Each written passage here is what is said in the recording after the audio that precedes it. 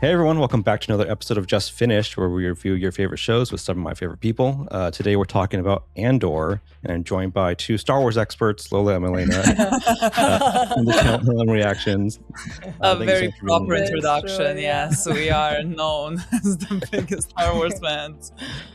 Was it Uh, Marvel? Yeah. No, by your own admission, you're not Star Wars experts, but your relationship with Star Wars, or lack thereof, was a primary reason why I really wanted to have you on after reviewing Andor, because lots of people reviewed Andor when it came out, during its airing, after, and still now. And particularly your relationship with Star Wars, I was really interested to see what that experience would be like, because this is the first Star Wars thing you've ever really sat down and fully invested yourself in. You had seen a couple elements here and there of the films and so on, but this is the sort of your first big foray into that world. So I thought it'd be interesting to have you on. Yeah. I mean, I think that is the I didn't think how weird it was, let's say, that we're like starting technically Star Wars universe with Andor, until everyone was like, what an interesting thing that this is someone's first experience with Star Wars. And I was like, yeah, that is weird. Yeah, it is an unusual road that somebody Yes, that we would took. take. Yeah.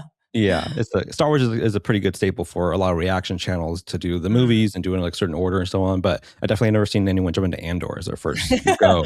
And I think it's really interesting because Andor, as much as I love Star Wars, I'm repping Star Wars today with my shirt and stuff, but we wouldn't know what it is. Yeah, exactly. I have no idea what it is. You know what this is now. You know this is the TIE fighter. So yes, we know that. We have learned that much. Yes. Yeah, I have called it CIA fighters for a while. Yeah, with Andor, it's such an interesting perspective because even within the Star Wars fandom, people have known Star Wars for many years. It still stands out as like arguably one of the best Star Wars thing that's ever been made, even among longtime fans. And it's just something that has elevated the franchise and the series overall in many ways, particularly Rogue One, which you finished the story with, which was Andor was a prequel for. And so it's just really interesting to see how it now has crossed that threshold with you watching it, and how that will stand as a test of time for its relevancy. But I want to ask you again, starting to prior to the show itself, what was your sort of background knowledge of the franchise in general?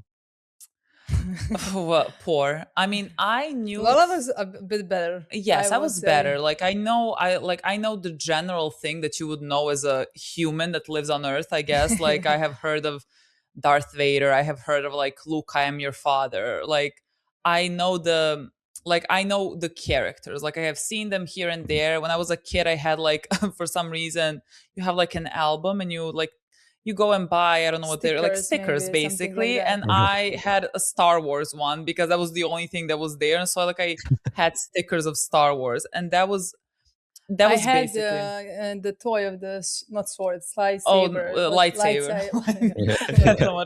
How did you have that? Yeah, well, my parents bought it for me. It was like it's like popular in pop culture here as well. A lot of people like watch it, but I think my brother also loved it. I don't think that I had a single friend that watched Star Wars. Now that I think about it, no one has ever, like, people have talked about, I don't know, Harry Potter, Lord of the Rings, but like in my vicinity, no one has talked about Star Wars. That's why I don't think I like ever watched it. Okay, yeah, I think it was popular. In my mind, like everybody watched it. In my mind, like I was a rare occasion that like I haven't watched it. God, no, I thought it was like one of those things similar like to how Godfather, like of Godfather, but no one around me watched Godfather. I didn't have that feeling at all. But like maybe because I had a brother. I mean, I have a brother. Yeah, so, like, and I have a sister who could not care less. Yeah, so it makes maybe more sense. Yeah, so like that is like I had just like pop culture knowledge. And like I think it was bigger than Milena's pop culture knowledge of it. I think I just forget. Honestly, I literally just forget. I read it and like it goes over my head, literally. Yeah. I didn't like we said in the beginning with we started playing Andor. Like I didn't even know that we were watching Star Wars. I was so shocked when she said Marvel. I was like, this is Marvel. I thought like you know enough that this is like Star Wars. No. Yeah, I remember you saying, I thought you were like, I think this is about the superhero Andor or something. Yeah, that's what I expected, literally. No. Yeah, it's because I remember when we spoke on our interview, you had said that Marvel and DC and Star Wars were just not those franchises that you were particularly interested in growing up, and so it wasn't something you sort of latched onto. And so that, I think, obviously that put you in a position to watch this really blind. And it's I think you got it through a poll, so it had been recommended to you over the years. Many First season times. came out, it took about 3 years for the second season to come out. So by the time the second season had come to a close, you had started it, and now you've finally finished it. So I guess prior to starting the show itself, what was your background knowledge on Andor, the show specifically? Did anyone fill you in on anything to know going in?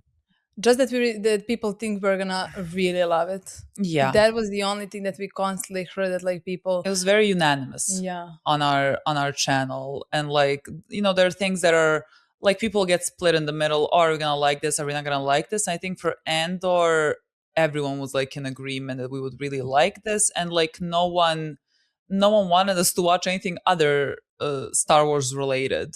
Like they were like, don't even bother. It doesn't matter. Just like watch Andor, you're gonna love it. Like the themes of the show, thematics and things like Yes. that, what the show represents and what it wants to tell, like that we are gonna connect with it. Yes. And we did. Yeah.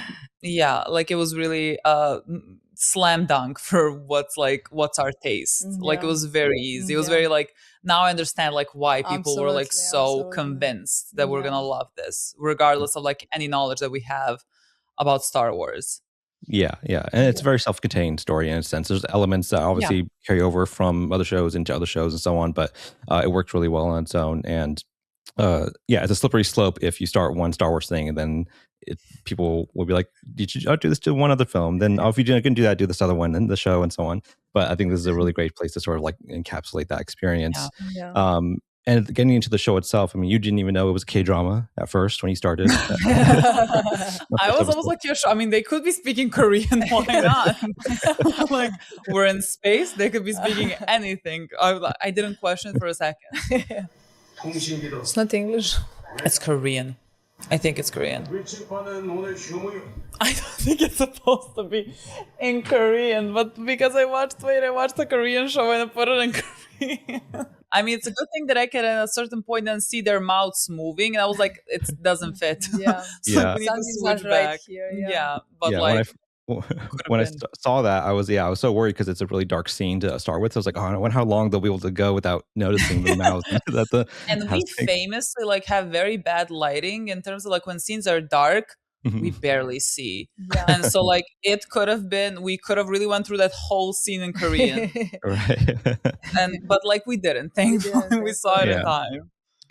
That his first arc, though, you know, we meet Cassian in the brothel, and then we kick off the inciting incident, which is him killing the two corpos in the city, and then from there, that's sort of what sets everything in motion. We get to meet him, and then the people on Ferrix and so on.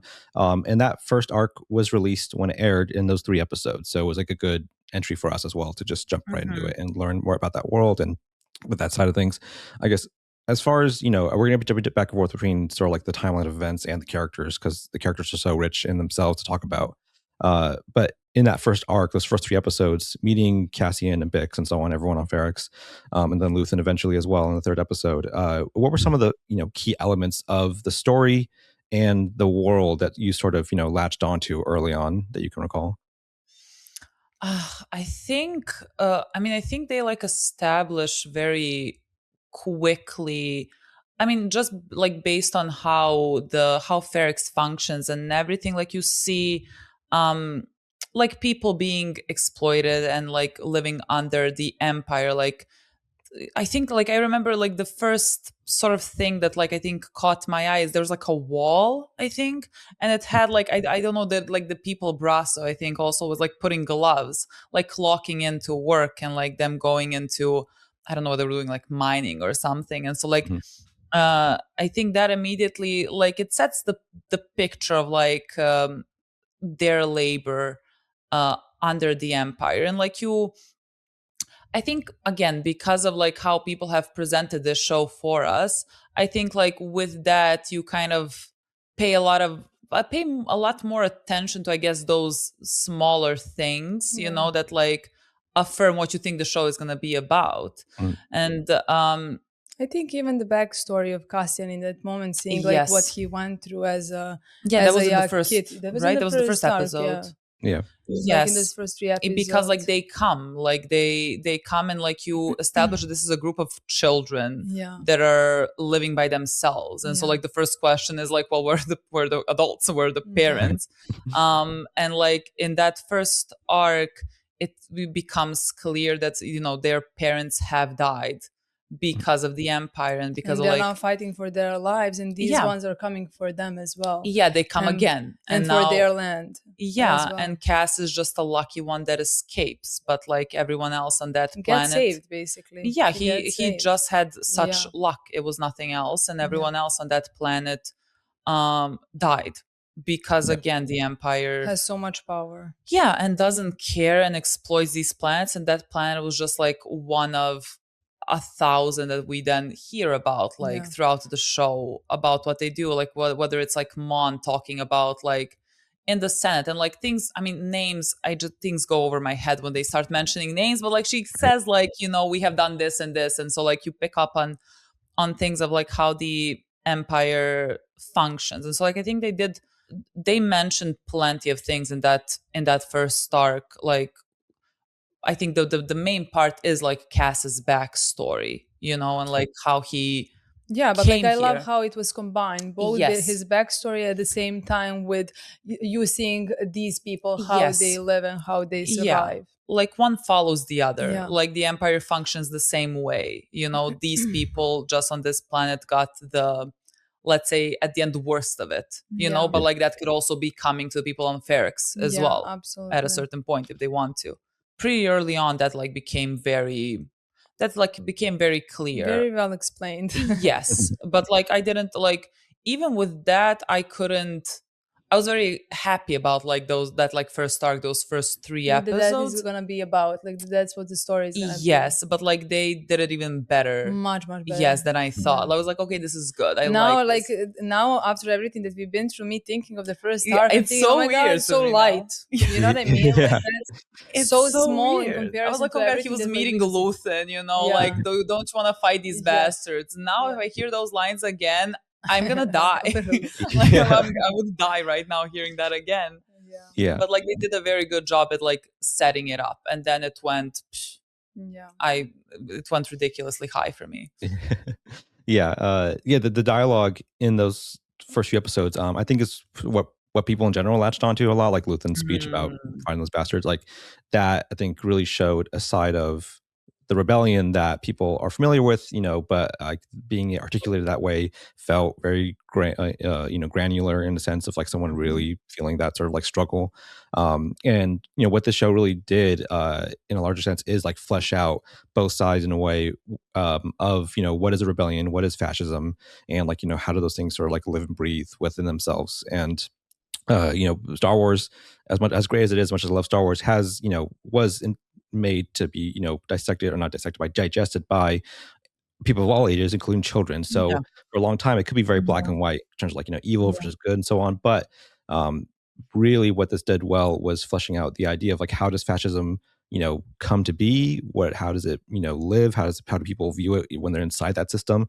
And that's, you know, exemplified really great through Syril, who we meet in the second episode, and just such a incredible character. In that first scene where we get with him meeting his superior, and him telling him, just forget about this issue, just move on with your life, like let's all just have a nice easy day. And he doesn't, and so that's what kicks things off, really, of him being the hunter for Andor.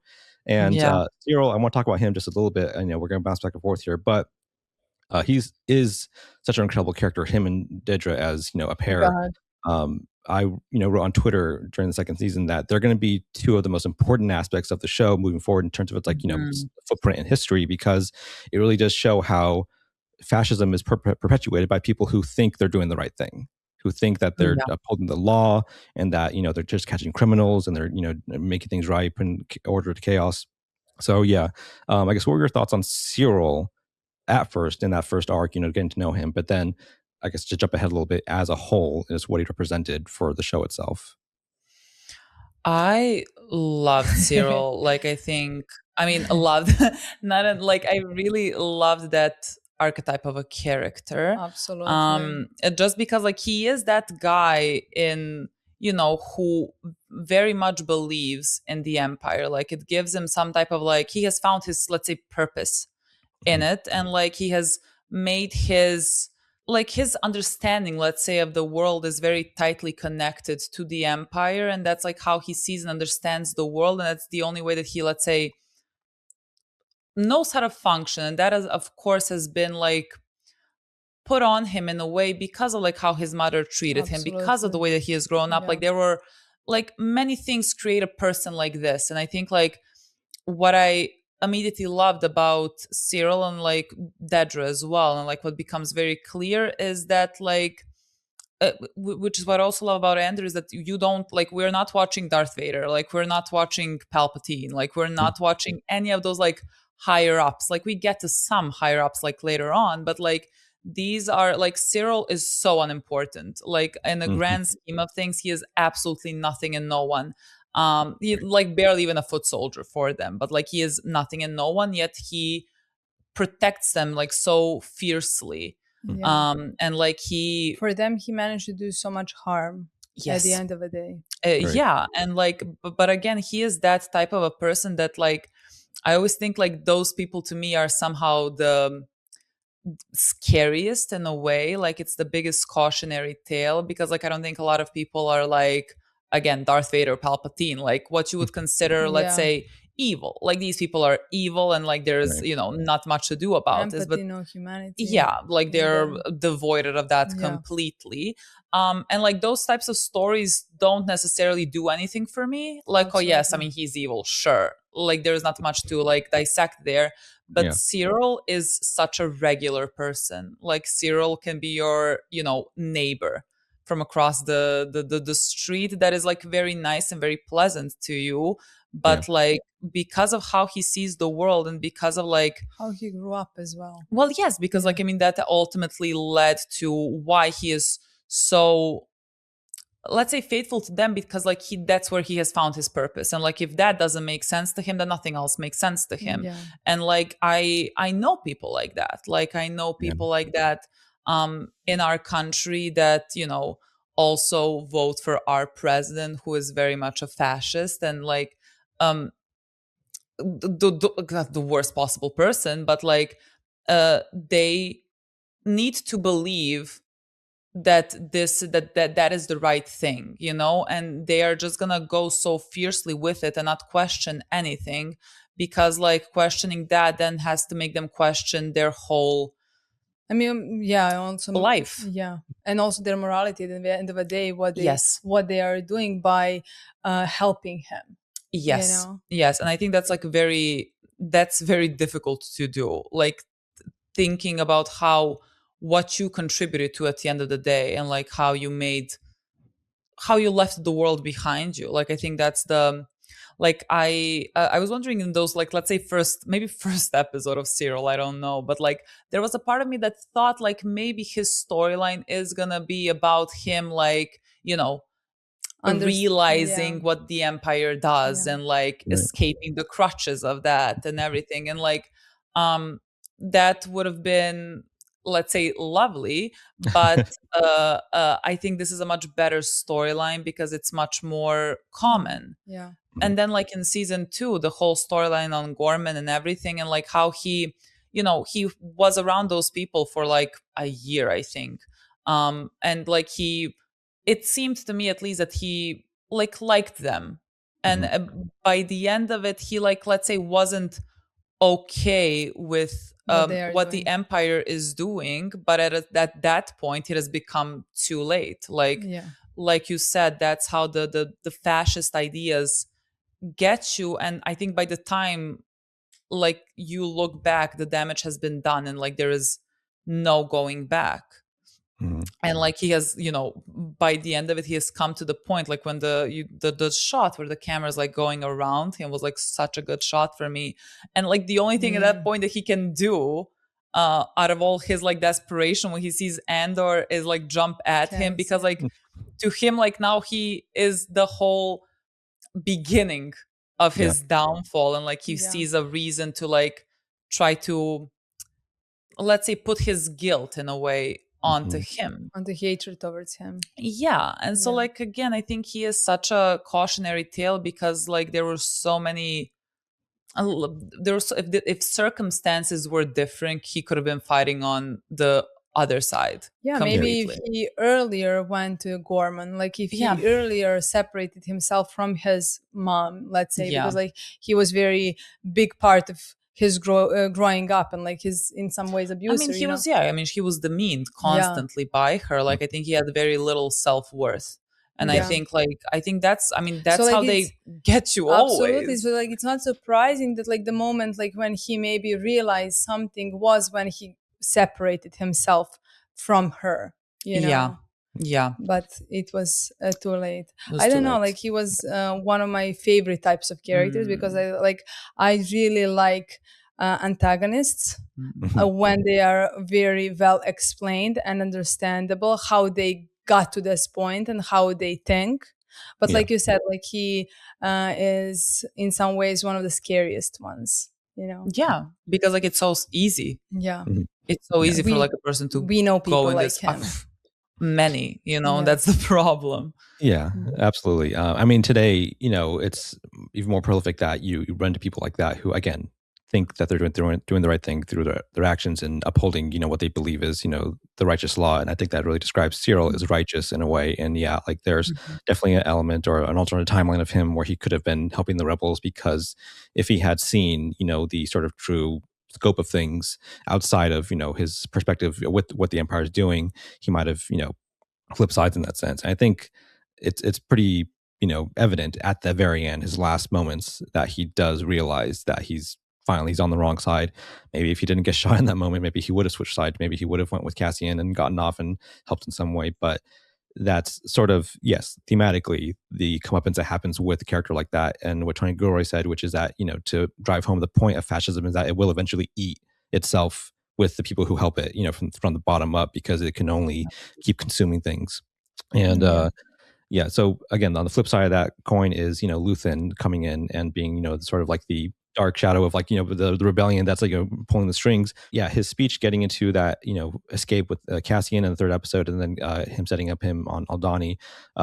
We see Luthen's character flesh out more once we see him back home, and we see that he has a whole facade of who he is to play. So he's also in hiding in his own way with a public facing persona to, you know, keep tabs on everything. And the Aldhani arc that we get with the heist, I think is what really set people off for the show in terms of viewership. People being like, "This is something really special," because it builds up such a gradual, you know, stakes and tension. Like we get to learn the supporting cast, like Novell, Cinta, Theremin, Nemec. So it's a lot going on, but it's a lot to sort of like digest, and it pops off in that heist in a really big way. So I guess at that time, with the Aldhani heist, getting into that and meeting the larger cast of who we're going to be with for a little while, like Vel and Cinta at least, and Luthen. I guess, what were your thoughts on the show as it expanded in that sense? I think that second arc, the Aldhani arc, I think like that is the moment where I thought this is going to be very good, and I think like the catalyst of that was Nemec. Like I think the lines that they gave Nemec, you know, his manifesto and everything, I was floored every time. That like I adored everything that the show was saying through his character. I think especially because we and Shribby at that point of time when we just started Andor were going through similar things that like we could relate with what Nemec was saying. Yeah, I think like at that point, like we were on protests every other day, you know, like it was a constant thing, and it was like a constant, it's very exhausting. Like it's very exhausting. Like you do this thing constantly. It doesn't seem like anything is like changing. And so like you're slowly, you lose hope. And like that's the worst part of it. Like when that gets you, because like then you just want to like sort of like, okay, this is pointless now. And so like in a lot of ways, like Andor was the show that sort of like kept us going in that sense. Like I think like those lines hit so much harder for us at that point, like because it was hitting like very close to home. And like I was gonna say it's funny because I mean you're absolutely right. Like that manifesto, I still listen to that manifesto once in a while because it does inspire a lot of hope for into my head. But yeah, when I remember again jumping ahead a little bit here with the Ghorman arc, when the Ghorman Massacre happened, you were at a protest that week. I remember you posting online. When I was stuck, when that episode aired. And so it was just, again, it's just crazy how prescient the show was, again, 3 years ago with that first season, and then how relevant it is now when the second season was airing as it was happening. Absolutely. But yes, please continue. I wanted to just make that point. And it's going to keep being like important. It's I don't know if it's a good or a bad thing that I think it's going to like continue being relevant, you know, for every country, for any people. Like I don't think there's a utopia that, you know, doesn't deal with this in some type of way. You know, I think maybe in Norway they are sort of, you know, have it a bit better. But like I think everyone else is struggling with similar things, you know, in different types of let's say in different gravities. Gravity is not the right word, but something on G. I don't know what I'm looking for. But like, you know, whether we're protesting here in Serbia, we're protesting like, you know, our protests are, let's say, contained to our government and what our government is doing to us. When you're in America, you protest what the government is doing to you and also to everyone outside of the US, you know. So like it's there are many things to fight against.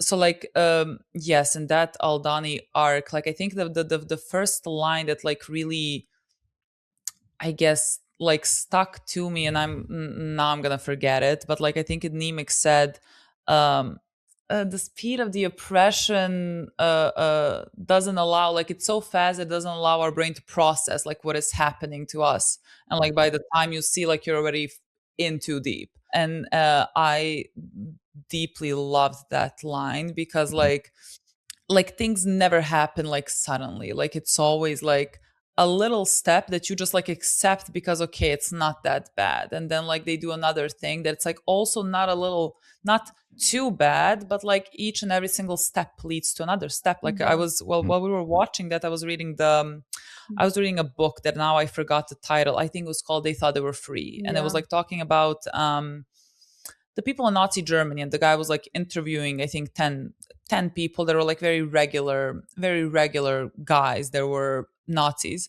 And like one was talking about how like exactly that, like you don't get to point Z immediately. And like it was like if you allow things to pass point B, then why would you not allow things to pass point C and then point D, and by the end, like you cannot, like it is so monstrous, like the things that happen, but like it never just like it's never immediate. Yeah, it never starts, you know, grandiose things. It's never like, to speak about like Nazi Germany, it's like Hitler didn't wake up one day and was like, oh, let's kill 6 million Jews. Like he did not just wake up and do that, you know. Like it was a gradual process, talking about like, oh, they're taking your jobs, they're the ones that are responsible for you being in poverty, and like all of those things like constantly happen. Like history keeps repeating itself. And like the only thing that you can do is like learn from that, so that like you would stop it in the first steps before that like you would see when it starts. So like you can stop it before it like goes too far. But like it doesn't seem like we ever stop it before it goes too far. You know. Yeah, absolutely. I mean, that's the tricky thing about it, is that you let one thing slide because you're like, oh well, you know, we had to pick our battles, you know, so we can't, we shouldn't put all our chips on this one thing, because like we had to save it for like a bigger thing. But then by the time that bigger thing comes, then it's like, okay, well, it's too late now. Like we have now, they have more foothold that we wanted them to have. And like also the line from Nemec saying, you know, it's easier to hide behind a dozen atrocities than by one big one, because that's when you overwhelm, you know, people with those atrocities. And like people online have said, I remember a specific tweet someone said online when the show came out, season 2, said like Andor has fundamentally changed the way I view activism. Like, you know, just the way I feel about, you know, activism and protest. Because one of my favorite lines from his manifesto is, the front lines of the rebellion are everywhere. Even the smallest act of sedition pushes our line forward.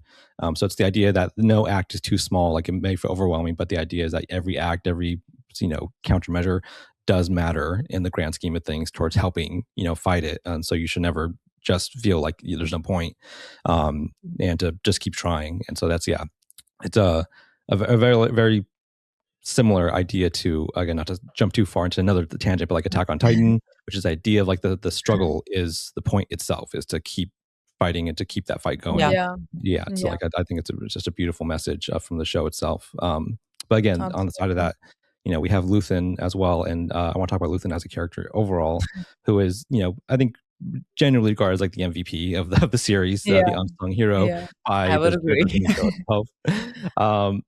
He's fantastic. I mean, and Stellan Skarsgård is bringing such gravitas to that character, and in the next arc we do get that big speech from him about what he sacrificed, what he is hoping to achieve, even though he will never get to enjoy it, and that really cements who his character is and what he is fighting for. So I guess as Luthen as a character in that first season, going into the second season, when we see the fruition of his work come to pass, I guess what were your thoughts on him as a whole? What a character. And a big question, I know. I mean, we have ended the show and he's my favorite. He's my favorite character. I think that absolutely. I don't think they can compare. No, like I think in season 2 he was not even like there, let's say, too much, but like I think the weight of everything that he has done, like he was there in every moment for me. Like even when we were not seeing him. I think like that scene in episode, I think it was 9 of season 1, like when he gives that speech, I think that like completely cemented him for me. Absolutely. And it crystallizes his character completely, that like afterwards, like I didn't need much from him at any point. I understand what he stood for, and I understand what he sacrificed, and like whatever what he did, what he's gonna do. What like there wasn't a thing that like he would have done later that like would change my opinion of him. No, like I think he, like after that like speech, I think you then completely understand him and everything that he's about to do. Like, however, if he does the worst thing possible, you understand now where he's coming from. Like it really, like that was the only scene that like Luthen needed for you to completely understand his character. And like know how far he's gonna go. And like I really appreciated him. I really appreciated his like, I don't know how to explain it, like because I always think like him and Mon, let's say, had a different type of approach towards the rebellion. Like they had a different type of like school of thought on how you would approach. And I think like, Mon was a little bit like in the beginning, like she came out like more a little bit like a liberal, like she was gonna be like, oh no, we shouldn't do this, like this is bad. But like when it comes down to doing actually something, she maybe backs away. And like that's the opinion I first had on like on Mon, like when we just started, because like she was a senator and like that's what I want to say. I think they are completely different because of the lies they had before. Like I mean Luthen is afterwards like we found out that he was like in, I don't know exactly what it was, like type of an army for the Empire.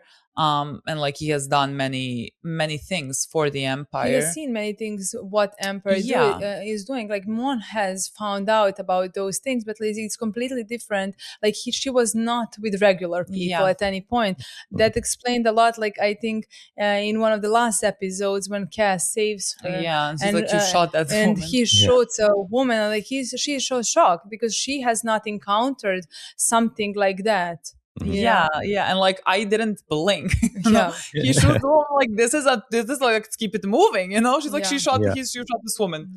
I forgot to even question the fact. And so like that just shows you how privileged she was. And so like Luthen, because of like coming from that other place that's more, let's say, on the ground, like he had an approach that at many times like was, let's say, cruel. Like he had things that he was doing, like he let people die, and like like that is something that like I like I couldn't do. Like I was thinking I could never be in this position. I know this of myself. I could never be in this position because I could never be able to make these tough decisions for like the greater good of the rebellion, you know? Because like what is at the end of the, what is 50 lives if like the whole rebellion is gonna fall because of this, you know? But like I would really struggle about doing that because like, you know, like you said, if you keep moving that goalpost, like when is the end? Like if we keep like accepting, I don't know, 50 people dying, why don't we accept 100 people dying? Oh, now 1,000. Now, like if you keep moving that goalpost, I think like we are in a bad place then again. And so like I was, let's say, questioning that and like questioning the way that like how he does things. But like what I think they did so well in showing like how the empire functions, they don't care about any of this. Yes. And so like Luthen then played their game in their language. Because like I in the beginning honestly had a feeling that like I'm gonna always understand Luthen and like understand his actions, but like it's gonna be maybe too much for me, you know, to, like, because agree like with it. to agree with it. I thought like I connect with characters sometimes, let's say, like Mon, who at the end of the day is never gonna be fine when she kills a person, if she kills a person, or like with Cass as well. Like he kills a person, but like he feels so much guilt for it, and like that makes sense to me. But like in a situation in a life that they live with Empire, who is doing such a monstrosities, like it's impossible to beat them with kindness. And so like I love that there was someone, let's say, to take the burden of being this bad guy, let's say for the rebellion, you know. Like and it's a weight that I love that he also felt. Like you say, like his face just says it. Like Stellan did such an incredible job. I'm embarrassed that I was like, this looks like the father of the Skarsgård. Like now I'm like, that is Stellan. Like this is the most important Skarsgård. Who cares about anyone else? Like I have fallen in love with this man because of Luthen. But like you can always see in his face like the toll that like doing this has taken on him. I mean, again, especially like after that speech and saying that he has like given up everything like in pursuit of this, and he does not like search out for glory. Like he is moved by this let's say rage that he feels towards the empire, but like also by the hope in the rebellion, and like by the millions of people like that are waiting to like discuss Dedra or like the rest of the empire. He was just, but it's so hard watching that, because at the end of the day you know that people hate him. Like everybody I was so mad at everybody was constantly so against him, and you understand that. You completely understand how they got to that point, but like just knowing what he sacrificed and like knowing why he's doing what he is doing, it just makes it unfair to know that at the end of the day they manage, but like they would be nowhere without him. Nowhere. You know, Luthen is sort of like, you know, the big bad of like the rebellion for the empire, like, you know, the dark shadow, like that the axis that, you know, Dedra's chasing. And it's interesting watching how things progress in his actions to put things in motion. At first he is taking more deliberate steps to like set pieces in place, to like set things off, to make sure things are going according to plan. But then as it continues, as the rebellion grows out of his control, things are just happening where he just sort of has to like say like, well, we need to decide if it's going to happen or if we need to like, you know, take steps to just not let it happen. Otherwise it's already in motion. Like with Ghorman, you know, he says if it burns, it's going to burn very brightly, you know, so he knows like if it's still a means to an end, that if something bad does happen, it will still be in our favor because it's going to be something that we can use against the empire, but it's something that's sort of like, again, growing out of their control.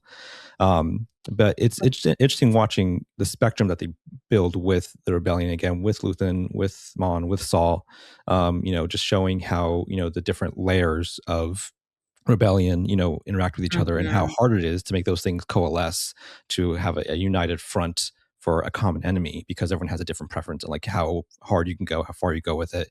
And I really love that Luthen, his legacy is cemented in Kleya and Cassian and Vel and Will and so on, people who learned from him and have to stick up for him against the head of the rebellion by the end.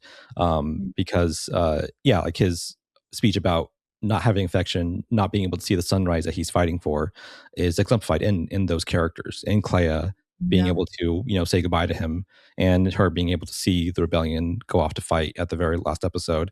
And I just think it's a really beautiful way to contrast that with the Empire, particularly with Partagaz as a character, who is a very similar character to Luthen in terms of being in a leadership role, but by the end, all of his disciples are dead or in prison. Like everyone that he was teaching, Dedra, Lonnie, everyone else, they all fall in some way. So it's a really great way to end that series in terms of like those two, mirrors of each other.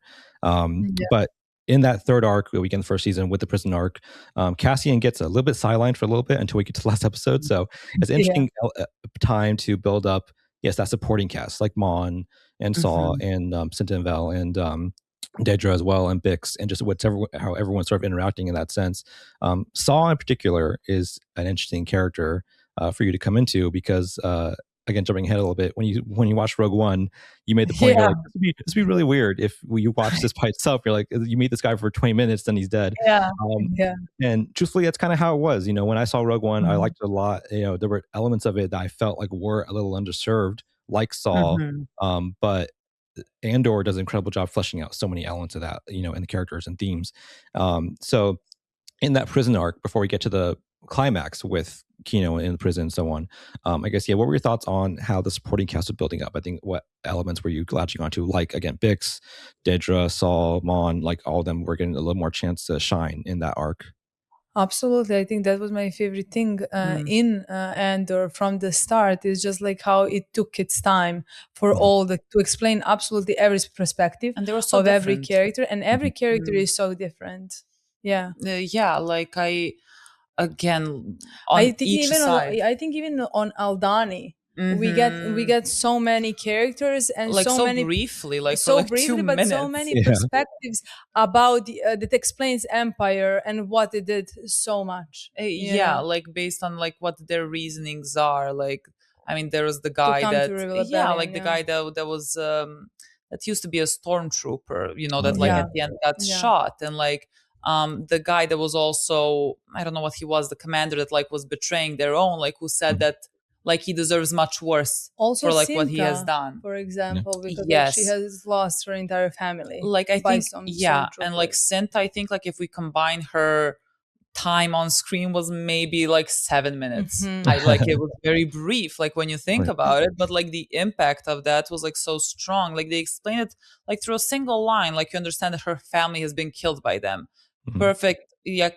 Everything that she does later on, you understand that like she is gonna be a soldier now for her purpose. For the rebellion, like without any thought of herself, like without any thought of like what she wants. And like I think it was even beautiful that later on, like she kind of wanted to live, more than she didn't, but like she died, unfortunately.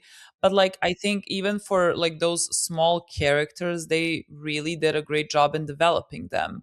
Like, not to talk about like, again, larger characters like Mon or Saw, and again, completely different characters on each side. And like I love them, and I was really like, for example, Saw, he's very violent and like excessively violent, and like I think like usually I would be very I don't know, like I feel like I would be, let's say, more against a character that's like that, like he would be an antagonist for me.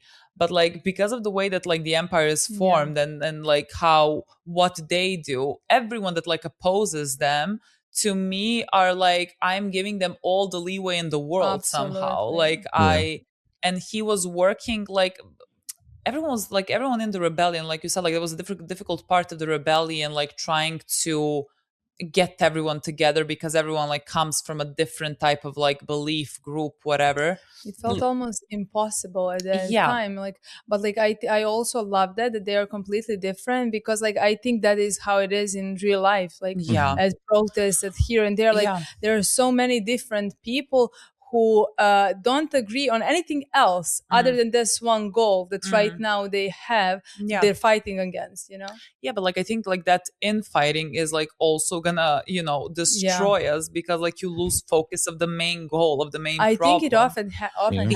Like the amount of times, like again, to come back to Serbian our politics, like the opposition is like looking for someone to place to go against our president, and like they place someone, and like that person is not perfect, and so like one side is going to be like, well, no, they believe in this, and the other side, I don't like, they do believe in this.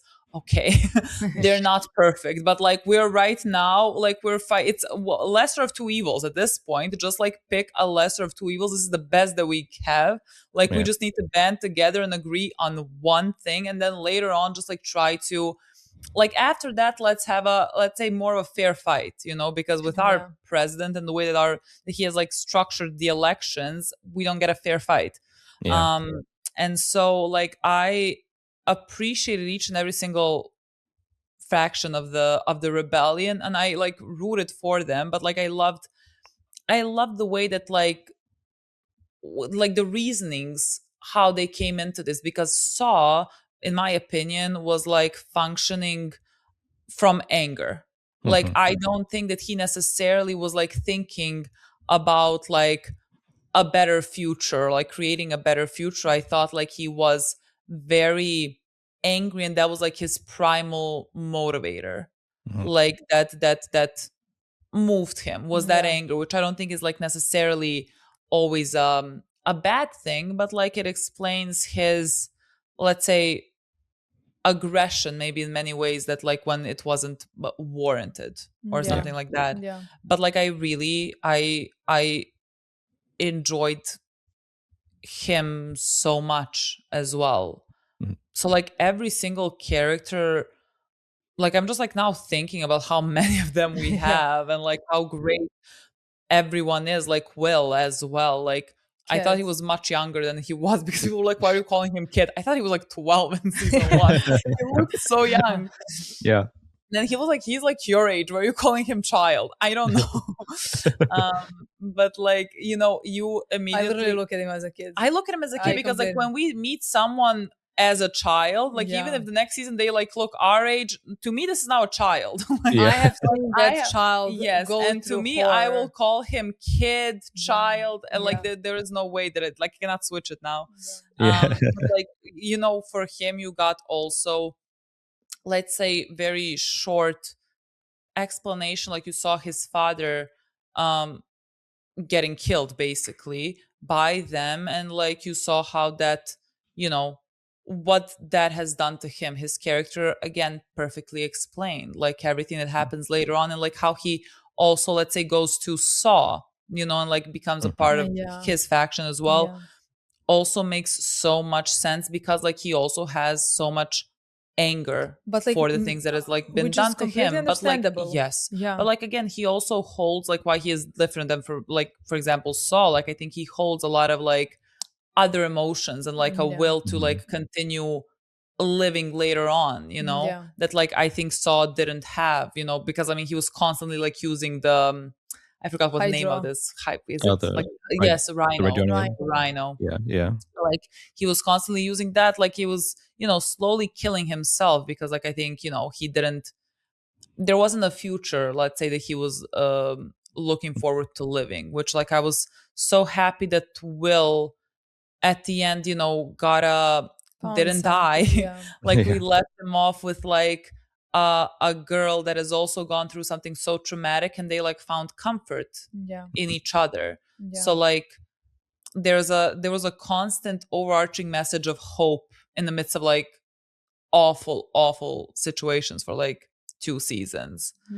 So like I mean all of those characters contributed to a different part of the storyline that was equally important. Absolutely. Like each and every single character to me was very important in their story, like whether it was small or bigger.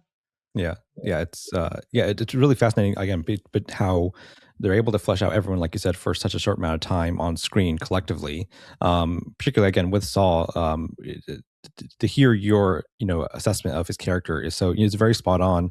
But it's remarkable how you can grab that from again his time just within the show, because he actually is a character that has been around in Star Wars canon for a long time. He's in like several other shows, and you meet him when he's younger and so on, so you get to learn more about him. So Oh, yeah, so it is interesting. This is sort of like That's like the height of like his fight and where he turns into in this in Rogue One. So it is a really interesting take. Like that does encapsulate him in a large sense. But with everything going on in that arc, you know, we get to the climax of that with the prison arc and Cassian and Kino in the prison. And again, that's the show just does a remarkable job of just like it keeps upping the ante of the stress, but also your invigoration within like the fight and so on. That episode was written by Bo Willimon, who wrote House of Cards, and he really puts a great button on just again an internal fight and like fighting a literal system of oppression. People like starting to see the writing on the wall in a sense of like like this is not something that if we just play along we're gonna work our way out of this. They're gonna treat us right and we're gonna eventually work our way out and like be free. They're just gonna shuffle us around and keep abusing the system to keep us here. And the One Way Out episode is such a it was incredible. I guess when it aired, still now watching it again through reactions, everyone else's reactions, it makes you want to run through a wall and just join the fight. um but yeah, it's an incredible way to end that arc and set us up for again the final piece of the puzzle for the last arc. But around that time, we are starting to learn more about Dedra specifically, because Dedra is now at that point torturing Bix with, truthfully, in my opinion, one of the like most like horrific ideas of torture that I've ever seen put on screen. The idea of just like screaming children being in your ears, but. Again, Dedra is again the foil to Syril in a way for me in terms of I guess what she represents for fascism, which is Syril being a person who thinks he's doing overall good for the sake of like a just system, whereas Dedra knows how sort of seedy it can be, but she does believe that this is like the means to an end, that it has to be done this way, that this is just the way like we have to sort of like operate this to get things done, to put things back in place. And we see that continue through the series up until the Ghorman arc, when that sort of is like a climax for her character and her downfall after that. So I do want to talk about a little about Dedra and her arc in the series overall, and your thoughts on her. I loved Dedra as well. I mean, I also loved to hate her. Like she was a very dangerous character in terms of she was very smart, and so like I was always like. It felt different in Syril. Yeah, I was always at fear that she's gonna, figure something out. She always did. Yeah, she really did. She did. So like she was a very like a genuine threat. But again, what I absolutely loved about her character was the backstory that we get about her being basically raised by the Empire, because like she has grown up in like, I don't know, did they say like the foster system or like whatever it is for something them, like that, something similar to that. So like in a way she was like, she doesn't have parents. Her parents are the Empire. And so like you said, like it's not that she, thinks that she doesn't have this notion of like, oh, we're the good guys, let's say, but like she believes in, I think she said this to she believes in order, basically. I mean, I think, yes, she said to Luthen that like he believes in chaos. Oh, okay, yes. But like she believes in order, and again, like to her, the Empire, because of the way that she is like also raised, like that is what the order is. So like even though like they are doing these, let's say, awful, terrible things, it is to maintain this order, and like that's the way that she understands things functioning. And like again, everything always around her is like very sterile. She is always like very put together. Like there is not a hair is like out of place. And so like that like works very well with that belief of like preserving what the Empire wants. And she is just, she is being used as a tool of the empire, or a finger, as they say later on, of the empire. I mean, she's a very specific character because she was brought up by them. So, like, in some ways, she being raised in that way, it's not like you can just like escape that dynamic. That is all you know. So, like, in some ways, she didn't have even a chance to become anything else, or to see it with different eyes, like Syril did at the end. Right. You know. So, like, in my mind, I loved how they wrote her whole story. Yeah, and especially like kind of the way that it ended with her, like, ultimately, let's say, being betrayed by the system and the empire that she like devoted her life to, because like they don't care about you, like they don't, like, you're gonna give your life to them, you're nothing to them. That's absolutely the worst thing that at the end she could have happened to her. If she like died like fighting for them, that would be like a worthwhile she death would to her. be so happy that she got that. She would be so happy to die for them, because like that's what she knows, that would be what she wants to do. That's what she's fighting for. So it would have purpose for her, but in this situation, this is the worst kind of ending. She ends up in Narkina. What is it called? Yes, betrayed by all people who she truly believed in. But like, not even that, like, she now thinks that like they are wrong, but like now she is being, let's say, abandoned by them, I think, more so. Like, it's not like she's now, you know, sitting there in jail thinking, I cannot believe I devoted my life to them, and this is how they treat me. Like, I still think she is like, she couldn't come to that point at all. No, but it is almost like your parents abandoning you. Like, that's more of a feeling that I think she would have now, like, rather than like self-reflection about like who she has devoted her life to. That's not happening. I mean, you're totally right. I think that is a bookend, top and tail of, you know, her motivation being that she, you know, felt probably abandoned by her parents as a child because she says her parents were criminals, and that's why she was put into a system. And the idea that if she can be in that system and fight, you know, for order, she can stop that kind of thing from happening. She can stop criminals. She can stop, you know, children being put into things like that because it's unnecessary for them to be, like, you know, abandoned by reckless parents. And so at the end, her being put into another sort of institution like that is like a you know, poetic justice for, you know, her actions, and sadly, you know, an irony that she has to live through. So you know, we get into that final arc. You know, everything sort of culminates on Ferrix, you know, with the funeral and casting there, Dedra, Syril, everyone coming together for Marva's speech. And again, just another one of the great speeches in the series that really, you know, motivates you to want to take up arms. Literally. It's again such a perfect call to arms that is just another small stepping stone towards, you know, rebellion, towards war with the Empire, and so on. And that finale was something we had to sit with for 3 years, you know, after the show aired, until we got to season 2. And it stuck around though. Like, people were still talking about it, you know, so vigorously in between that time. Because of, you know, everything that was going on in the world at that time, building up to the second season and so on. I know Marva's last words in the speech is "Fight the Empire." I know they originally wrote it to say "Fuck the Empire." They decided to change it. Star Wars, you know, Andor has given us a few firsts in the Star Wars canon, which is the first time everyone said shit in the show, in the series. So again, just small ways to ground it in reality, in a way. But that final speech, the climax of everything coming together, and Andor being able to save Bix and Will and Brazos and get off planet. What were your thoughts on how that sort of wrapped up? I'm a broken record. I loved everything about that. Literally. It was literally like I don't have a single thing to say negatively about that. But like, that really, like, I think I spent that whole last episode crying.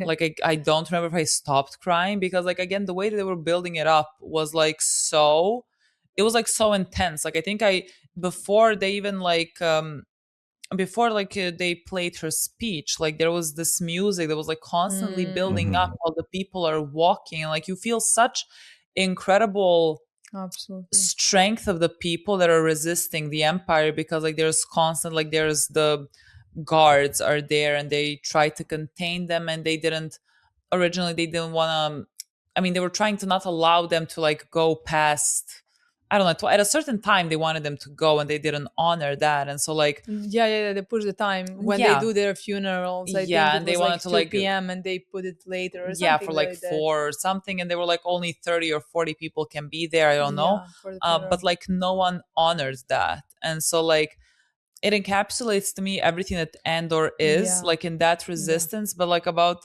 doing this thing, because again it's a funeral, like you're just honoring someone that has passed away. It's not something that's like, let's say, it's not a necessity, I don't know, but like people go there because it's like you need this as humanity, like to continue being people, like to honor someone that has passed away, regardless of the fact that like the empire is now not allowing you to do this. Like people persevere, like that is the most beautiful thing, because like the however bad things get, like people still persevere. And like this was one of those examples. And then like even just like that whole the way that they're walking was already like a lot for me. And then they play her speech, and I'm not sure what to do. like that really, like that was the final punch, and I was already in a coffin, and like I did not know what to do with that. But like it's always like that with Andor. Like no matter how dark it gets, and no matter how hard all the character have in their lives, at the end of the day, like it always at the end is hopeful. Somehow leaves you feeling hopeful, wanting to fight. And that's what like the whole funeral and the whole Dedra speech did. They later they mentioned in the show, and I think there's like a popular line because it's mentioned in the movie, so I guess like people knew about it before Andor. The timelines don't work in my mind because I watched Andor first. But like, I think like the rebellion is built on hope. And like it really is, because when that leaves you, like I think there's absolutely no will for anything. So like I always loved that was like a focal point of this all. And like her speech there also was perfect about like how they were asleep, because like I think, and again I think that also represents the majority of people that like I know, that people that just like let things happen to them. Like I think that is the most let's say the usual root of things. Like people are just like, well, I'm minding my own business, like I am trying like I'm trying to, I don't know, provide for me and my family, and I'm not looking for anything outside of that. Which always at the end of the day they're gonna come for you. Like something is gonna like come for you. Like the fact that you cannot afford groceries for your family, is a direct result of like what a government is doing to you. Like you cannot, there is no bubble that they're gonna be able to not penetrate. It's always gonna come for you, which is like it's always so ridiculous when people like say that like they're apolitical. Like what does that mean? Like you pay taxes, like you cannot be apolitical. Like everything, like politics directly revolves around people, and like you not paying attention to that ultimately doesn't serve people around you, but it doesn't serve you either if you want to only concentrate on you. And so like her speech again about like them sleeping and them thinking if they just like put their heads down and do the work that like they're gonna be left alone, but they're never left alone. I think that really left like an impact on me. And again, because of the time that we are watching this in, for us it's like we keep losing elections as well because people don't go out to vote here in Serbia. And like I have talked to so many people, I've talked to people that are like our age, that like openly would say to me, well, like I don't know, my mom is not in politics, my dad is not in politics, I live a good life, why would I get involved? Nothing would change either. Nothing would change either way. I'm fine, I'm making money. Like I think if you just like concentrate on making money, like you don't need to care about politics. And that just, I mean, that then we get into a fight. Like that's always how this goes. And so like that's why that speech was like very impactful for me, because I don't even think that like most people even get to that realization. Like I think people then continue living life like always in a way half asleep, like you're like a cog in the machine, and you're working, and like by the time you stop working, your pension is so small, like you have to think about where you're going to get money for medicine, and then you die, and that is it.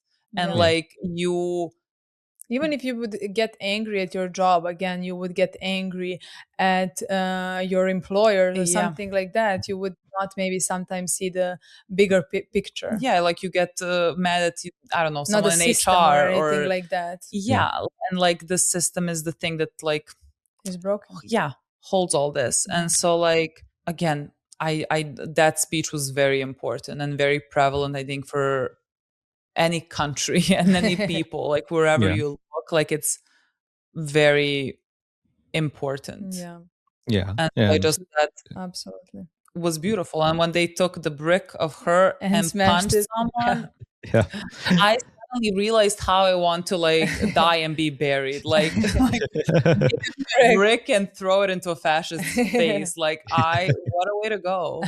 Like it sounds perfect. No, it is perfect, like you say. I mean, yes, the overall message of the idea of, calling everyone to action to wake up and to step into something that they've already been a part of, is, something that I really, feel very deeply again about what's going on in the real world and politics. Very similar over here in America. Like we have obviously very similar issues, even more so. And that for the show itself really does, pull things together. I think Luthen is able to see in that moment, like this fight is beyond me. Like, like this is something that I didn't orchestrate. This is something that is happening, regardless of like he came there to kill Cassian and to like sort of close off that, that tether. And so I think it really did see something or spark something in him for him to see that there's something growing out of this beyond his control. And Cassian to be able to come to him, I think is, why he's able to bring him in as opposed to killing him at that last moment in the final episode. And again, that does tee us up for the second season when we come back. And Cassian's now a true soldier. He's now involved in the fight. He's doing undercover missions.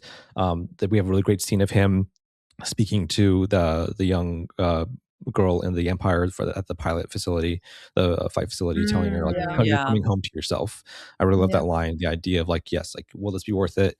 It is always worth it because every action counts towards the effort.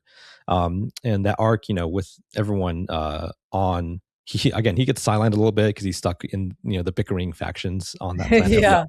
We find out it'll be Yavin later. But then everyone else gets a little bit of time to flesh out. We get to meet Syril and Dedra again, Syril and Dedra, Bix and Brazos on the other planet with Will.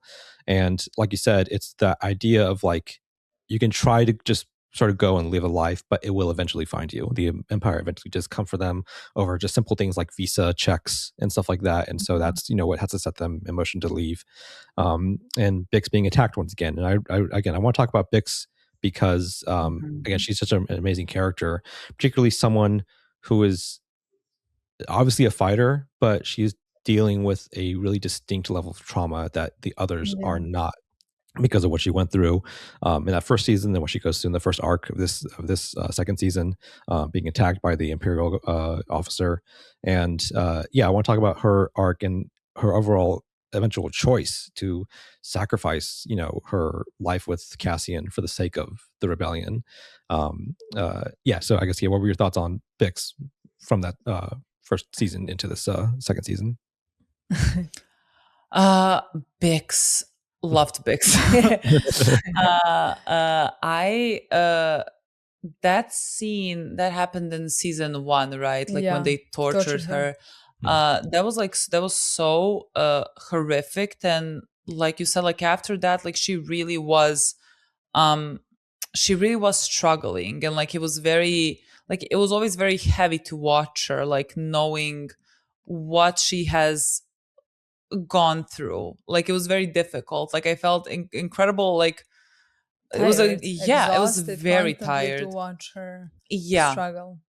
Yeah, and like again, it's I think we've seen, also a PTSD in a lot of ways with Cass as well, but just like in a different form. Like I think Cass needed to like keep moving and like, but like he was always like looking over his shoulder. Like I remember they couldn't go into a store, because like he was so paranoid that he's gonna get like Because caught again. Yeah, last time he Yeah. went to a store, he got he caught. wanted to Yeah. Like Yeah. it was very, he had right to be. Yeah. And so like they had a very different, let's say, way of like showing their Traumas. trauma. And like for her it was like it was very visceral. Like you can always see it, and like it was always so very exhausting, like to see her struggling so much. Yeah, it really took a toll on her mental health Yeah. to the point that she couldn't move anymore. Yeah. She couldn't continue just fighting anymore. It was really hard to watch her. Yeah, Constantly. like then also like almost getting raped in like episode 3, I think, Maybe. of season 2. Like that, again, like such a great storyline, I think, because like you said, like it was like a visa issue, and like who would think like you're watching Star Wars, you know what I mean? Like Yeah. there is lightsabers, whatever it is, and Yeah. they're like the problem here is a visa, Yeah. which is like very realistic. And yeah. here comes this guy that is gonna take advantage of this girl that is here undocumented, because like now he can. Like all of those things are very much like so realistic and like so important to like talk about. And it's like a 15-minute storyline in an episode, and like of a show that's like full of those. And so like for her, I loved it, like even in her like trauma, and like how constantly like almost tired she was, that like she still, at no point she gave up. Like she was fighting still tooth and nail, and I really appreciated that about her. And like I think it was the perfect like cathartic moment there at the end for her to kill this guy. Like like that, because like it was her storyline was similar in every episode, like her trying and struggling to keep going. And so like for her at the end to finally go to the guy that has like tortured her in such a way, and like be able to fight against him. Fight against him, and like in that way, I guess, sort of like get some type of like control back into your life. Take somehow power in her hands. Yes, like it's not gonna, it doesn't magically solve anything for her, but like she can, sleep better at night at least. And then like what we learned in the second half of the season for her, which is something that I don't necessarily know too much about, the Force. I watch it something like divine, I like see it as something about like a religion, I don't like we watched 2 movies technically. I should probably know what the Force is, but like 3 movies now. What? Well, yes, Rogue One, but like 2 original movies of Star Wars. I still have no idea what it is. But like, something. I think we gathered more about it through Rogue One. Yeah. Yes. A little bit, yeah. But like we saw that is something that she believes in, and that like is important to her. And so like when the woman approached Cassian and like told him that he is sort of the messenger, and that there is some place that he needs to be. Yeah, that he has a purpose. Yeah, I think later on her leaving made a lot of sense, because of like he would leave with her. Yeah. And like this because like at the end you see that she was pregnant, and so like the one assumes that at this point she knew probably that she was pregnant, and of course he would leave with her. I mean, he even wanted to before that. He wanted to leave with her. He wanted to constantly always help her. Yeah. So like she took that choice away from him because she knew that he was needed. He had purpose here. There was like a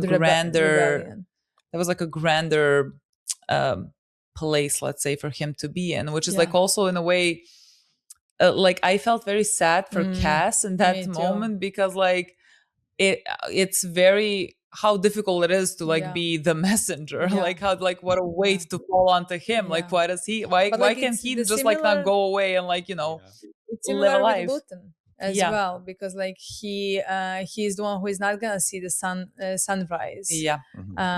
So like he is the one who people are gonna hate or this or that, and that's the same. That's his purpose. That's the same with Cass. He has like a certain obligation. Like, and again, he's never that only him is able to do. He's never gonna be the character that can like go no matter how much he tries. Like he cannot like go and just like live without the notion of everything that's happening around him. Like he would never be able to like live peacefully. I mean, he tried through the whole season 1 constantly. He kept going and it just didn't leave and like escape his life. But like you cannot escape an empire, no matter where he went. Empire got to him at the end of the day. And so there was only one choice for him to do.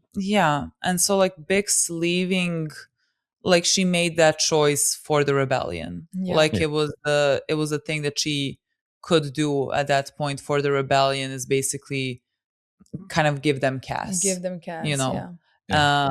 Which is tragic for Cass. It is very tragic, but again, like I think in so many shows, I'm like, every time a character makes a choice, if they make it for someone that they love, you know, doing like if you do something bad but you do it for someone that you love, that's always understandable to me, and I will always defend those actions. And like in this show, everything got like flipped around for me. Like you had Mon sacrificing her daughter, which is like, I am always so very mad at parents, like treating their children in a certain type of way. And here I literally could only shut up. Like when the stakes are the rebellion and like fighting against an empire, I struggle with like not sacrificing everything, you know, everything is understandable for this. Like Cass's future, his happiness, like his time that he would spend with his child is not worth enough as much as everyone's time with their child. Like so like that those things were like very interesting in the show, how like I think we completely like flipped around things that we usually would be, let's say, against. Right. No, I think it comes down to conviction, you know, about, you know, what you really believe in. I think Bix, you know, like you said, is influenced by a spiritualism in the Force that they sort of, you know, allude to in the prior episode. And she does feel a strong conviction that Cassian will play a significant role in winning the fight. I think not just continuing the fight, but winning it. And that's what she says, like, we have to beat them. And like, he's going to play a role in that. And so once it's done, like maybe they can be together. We, you know, again, if you have seen Rogue One, that as like a tragic irony, because you know it's not going to be the case. But no, you also mentioned Mon, and I want to talk about Mon as well in that first arc, because that is a culmination of like her sort of arc from that first season into that with the wedding, and then teaser up for, you know, her big decision, her big speech after the Ghorman arc. And she's such a interesting character too, just because of, again, of what she sacrifices.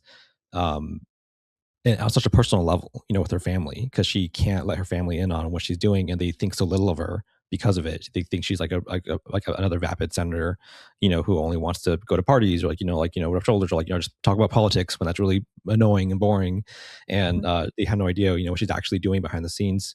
And the dynamic with her daughter, one of the interesting elements of that I really found was that not is Mon just setting this up for the, you know, relationship aspect, but the daughter actively wants to do it. And I think that's interesting. I taught, you know, point about, you know, the younger generation going back to the roots of traditional, you know, values that, you know, you lose from, you know, like an older generation that wants to change things. Mon is very against her old values from Chandrila and being betrothed when you're young, but her daughter is really gung ho about it because she thinks it's really fascinating because she's so spiritual about their culture.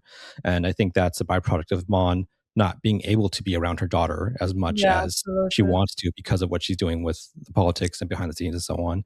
And so when we get to the wedding, I mean, the most stinging line is her daughter telling her, "I wish you were drunk," you know, at her wedding. And I just think that's it really cements that, that Mon is like, you know, this is, again, something out of her control, in a sense that, you know, she all she can do is play along, and, you know, also play along with Luthen killing her friend, you know, who's, you know, going off the deep end with the money stuff.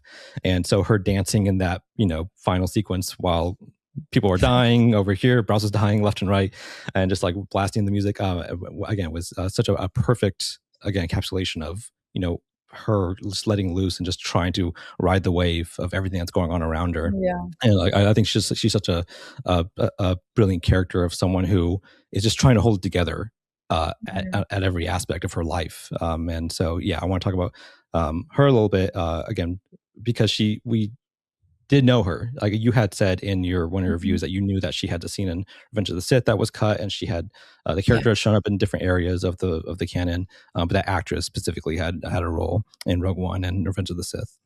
And so yeah, what were your thoughts on Mon a little bit, leading into eventually her big speech and what she represents for the rebellion? Mon was one of my favorite characters. Like, I mean, I think I can't place them now. I don't know. I'm trying to, but like along with like Luthen and Cass, like I think she was the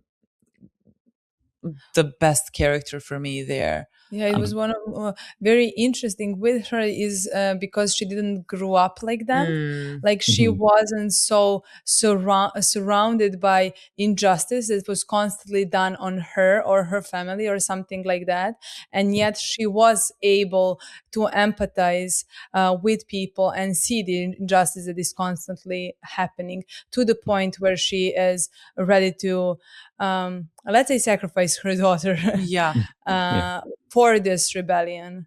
I don't think many people would be able to do that. And it's so interesting that they're at the wedding, because like that was the first moment somehow that she actually wanted to choose her child, help her, maybe save her or anything like that. It's so ironic because her child tells her what she tells her right then there. Yeah, like I think, like you said, the fact that she has not grown up, like she has grown up pretty privileged, and so like you would kind of assume that people that are willing to like sacrifice so much, like need to, go through something, or at least like feel it on their skin for them to like be able to make like such a sacrifice. We saw so many of them throughout the whole show. Yeah, like everyone had a reason of something that like happened to them, specifically, and that's like why they're now in the rebellion. And like we never saw that with Mon. Like her and Val grew up privileged. I would love, I don't know if there's a storyline of their background. I would love to read that or watch it or honestly see that, because like I think it takes a lot for you to like sacrifice everything for the rebellion when like again you don't have something that has happened to you. Like I think that's so incredible. Like when you grew up so privileged. Like I don't think many people would do that. Like you would I don't think you need I don't think you need things to happen to you to be able to empathize with people and like things that happen to them. But like I think going as far as Mon has gone like requires incredible dedication to the cause. I mean, both her and Val, because like Val was constantly Val was on the ground. Like Val was giving her life. Yes, absolutely every day fighting for Luthen. But like with Val, it was more sacrificing her family. Yeah, which could for be Mon. For Mon. Yes, which could be even somehow worse, harder and so like that was to me so incredible. I think unique to see. Like I think I'm so used to seeing characters doing, let's say, bad things and understanding why they're at that point, or like fighting for a good cause, but like with Cass, we had the whole first season understanding how he got to the point where he is ready to sacrifice his life, or Cynthia, or absolutely any other character who have suffered so much by the hands of Empire. But with Mon and Val, that is completely different scenario. And especially because like she's a senator. Like she's a politician. Like this would be the last place that I thought, like the last person that like I thought would think that like would sacrifice so much. And so like I loved her, and I always like, again, like we talked about like her difference to Luthen, like how much she did not like could not like cross, let's say, certain boundaries of like killing someone. Like she valued human life, and I think like someone like her is very important as sort of like in combination, let's say, with Luthen. Like I think the two of them like represent, like together would create the, let's say, best possible outcome, you know. I loved everything about her character. I loved that she, with like everything that she, again, when she speaks in the Senate and everything, like it's so easy for those to be empty words, you know. Like she could just be speaking these things, and like, yes, she is, you know, empathetic, but when it comes to it, like she doesn't do anything. That was never her. She like really, she walked the walk and like talked the talk, and like she again sacrificed her own daughter, who like turned out so differently than her. And like, think we talked about it, how that is, you know, directly related to Mon not being in her life. And I think like the daughter, almost like as a rebellion to her mother, wanted to be as different from her as possible, and so like sort of went down the route that her mother didn't. Like Mon was not opposite, traditional something Sandrilian. I can't remember what the name of the Chandrillin, yeah, you're close, yeah. Sure, that. Like she was not a traditional one, let's say. And like, of course, her daughter now is, because like I think because of her relationship with her mother being so like distant, she just didn't want to be anything like her. And so like, you know, Mon lost her, let's say, long before she even sold her away. You know, and that is such a tragedy. Like I think I felt very bad for her. Like I remember, you know, people in the comments being like, I don't know, saying, "Oh, I'm surprised," or "I'm glad that you have empathy towards your daughter," because like she was, I mean, she always had comments towards Mon, but like warranted. Like from a child's perspective, what does a kid care? Absolutely. You know, that their parent is like working for a bigger cause. Like this is a teenager that has grown up without a mother, that has like completely an absent parent.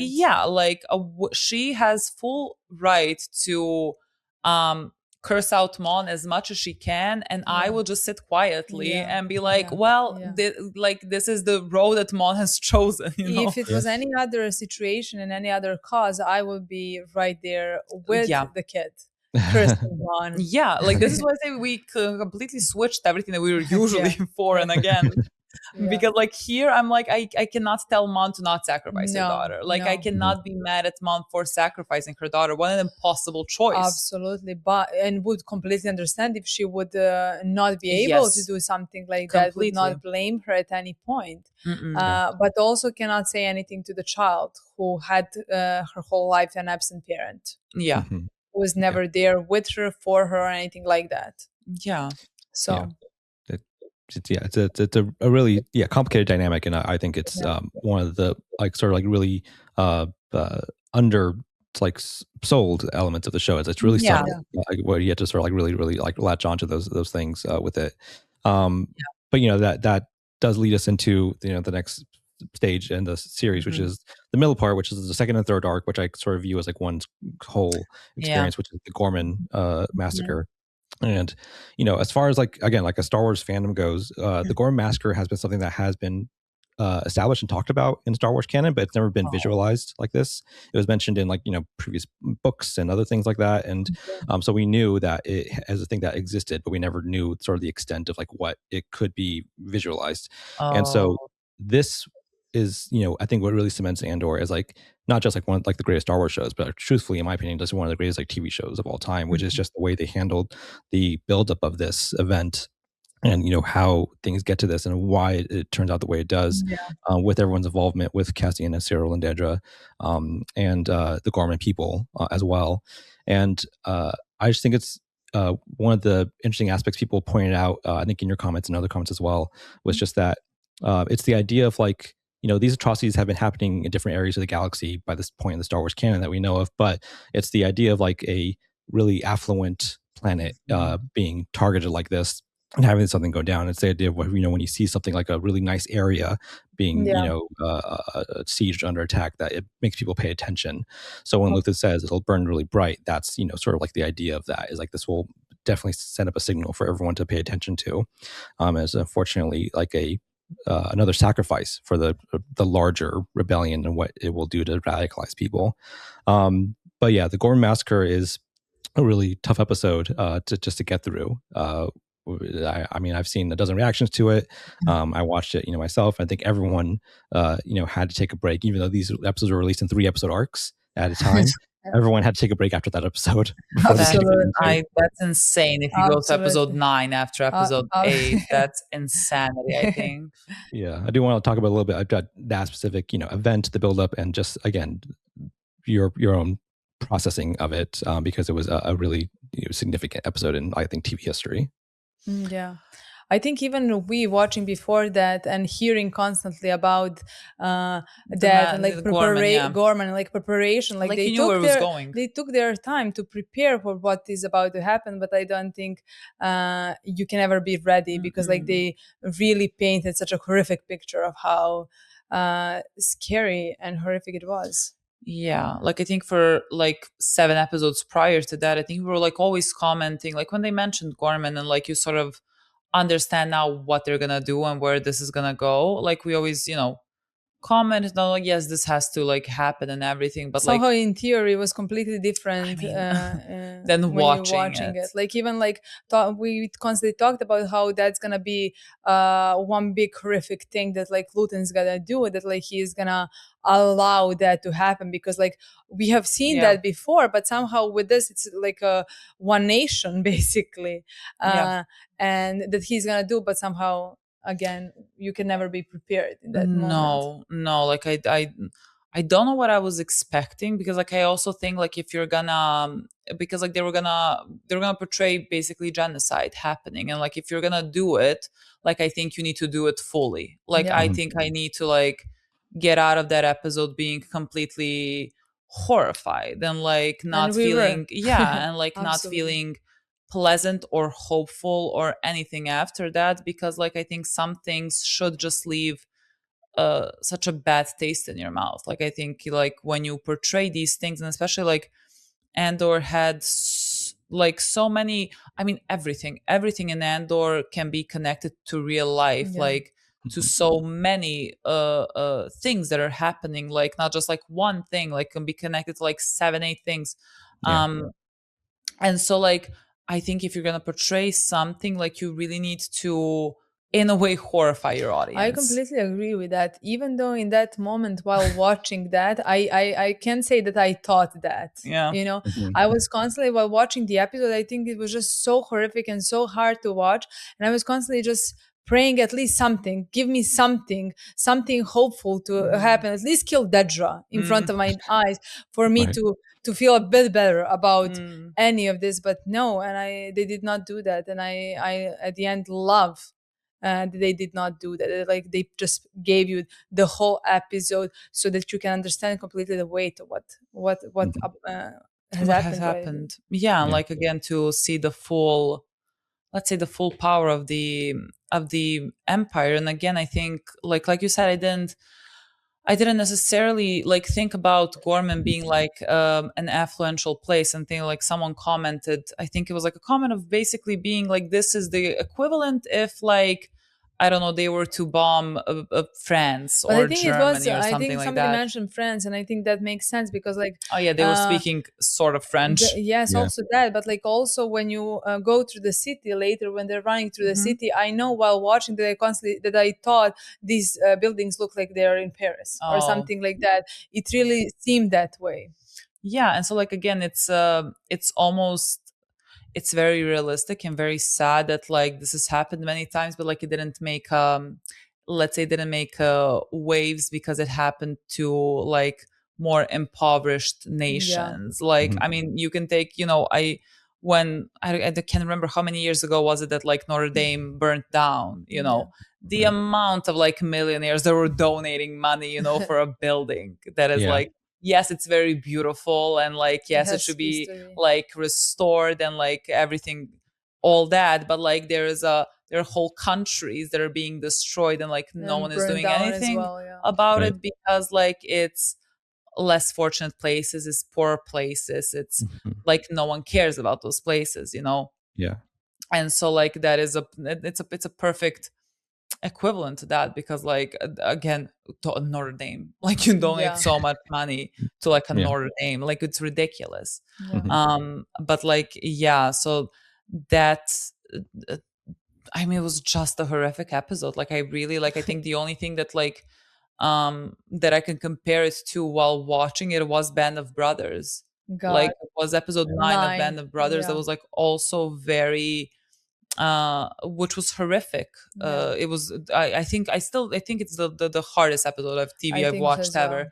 And again, because again it is real life events, you cannot like separate it. It was felt so real. And like also in the middle of episode someone spoke Serbian, which is like completely took me off guard. But like then watching this episode as well, it's not just a show, it doesn't feel like, oh, this is just now fiction, so like you can, it's gonna be fine. Everything in Andor is so closely connected to the world that we live in, and so like you don't have, let's say, the luxury of separating these two things. And so like watching that becomes much harder than watching anything else. And so the episode was very difficult. Absolutely. I mean, that's a sentiment that everyone, a lot of people rang true, is that after they finish it, they're like, obviously, there are events going on around the world right now that mirror this in very distinct ways, like more subtle ways, and it was a hard thing to process. I think one of the key elements about why that the impact was so strong and so unique was that in most shows it's really hard when we're faced with an episode where like a main character dies, or like is like killed or something. It's the idea of like this being a sort of like more sort of abstract concept of a people being targeted, even though we got to know some of those people very closely. It's the idea of like this whole like culture and people and planet being assaulted like this. That is like a really strong message for like it's not about connecting to a specific person, it's about connecting to an idea of a people and like why this is not okay. And so that leads into the next episode, which the end of that arc, which is Mon's speech, which again it's just like a masterclass of like writing and emotion. And again, it felt very significant at that time watching that, because she chooses to use the word genocide, and obviously that's a word that's very taboo in a lot of culture right now because of what's going on with places like Gaza and Ukraine and so on, and just like the things that people don't want to talk about and like turn away from. And so her speech is still like something I can watch, and it's like so moving in terms of like someone trying, like really burning down her whole life to do that because she has to leave right after. So that teases up for the final arc. So I guess I want to talk about her speech and how that gets into the final arc of the show and the stakes there, which is now everyone is in hiding. It's sort of everything on the table, and then Luthen's reveal as well with Dedra. So I guess what were your thoughts on Mon's speech and how that sort of everything moving forward after that? I mean, again, another speech from this show that's gonna like stay with me. Like it was. But that speech is completely different than previous one because they come from completely different people. So like to Mon, who is a senator, who has a power of a voice, to say something like especially that. in a place where they're not saying that. Exactly. Like her standing in front like of all those people that like protect the empire, that benefit directly from the empire, and again, like you said, in a place where she's gonna be heard, for so many people are gonna hear her, to stand there and like so boldly say that what they are committing is a genocide, and like about the enemy that's coming from them, and that enemy being Palpatine. God. What a speech. Again, you just like, if you cut that line just before like she says Palpatine and put any name of any leader that you want, like this is relevant to every country. Absolutely. Just like that you just need to change that portion. I mean, that is, I think, why her speech was so powerful in that moment. And like, oh God, what has she said? She's also said something so good. I think like the distance between truth and like what is being said is like become an abyss. Yeah. Because like they the lies that they constantly say are so big that like you cannot like catch. You cannot like catch like it. They always say like, you know, it takes forever to change one lie. Like someone says a lie, it takes so much more to like convince people of the truth. Like, you know, you need to work on it, because like some person's gonna tell you, well, I heard this, and you're gonna have to like convince them in like hours and hours why this is not the case, you know. And so like I love that line. I love that speech. I again solidified Mon as one of my favorite characters, and also like I can only imagine the significance in like also watching this live and her saying this while like in real life, like also so many politicians are like avoiding like using the word genocide, like when talking about Gaza, we talk about Palestinians. Like it's still like it boggles my mind that this is even being allowed to air on Disney. Like I'm not sure how this happened. Really, like you say, like they censored the word fuck and they allowed all this. This does not make sense to me. I'm very grateful for this, but like it does not make sense. And so like what a way to go. Like what a way to run out from the Senate after giving such a speech. It was phenomenal. I don't know, one of my favorite moments in the show, definitely.